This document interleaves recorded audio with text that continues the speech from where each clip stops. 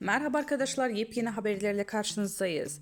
Afra Saraçoğlu Mert Ramazan Demir ile ayrılık iddialarına net yanıt verdi.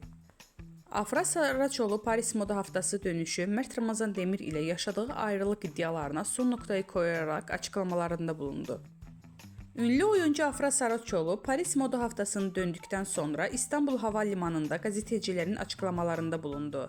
Son dönemde adı Mert Ramazan Demir ile yaşadığı ilişki hakkında çıkan ayrılık dedikoduları ile gündeme gelen Saraçoğlu bu iddialara açıklık getirdi.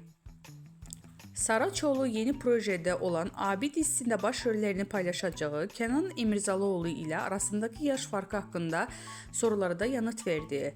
Genç oyuncu yaş farkının ilişkiye engel olmayacağını vurguladı. Demek sevildi ki bu kadar konuşuldu. Yaş farkının bir problem olacağını düşünmüyorum dedi.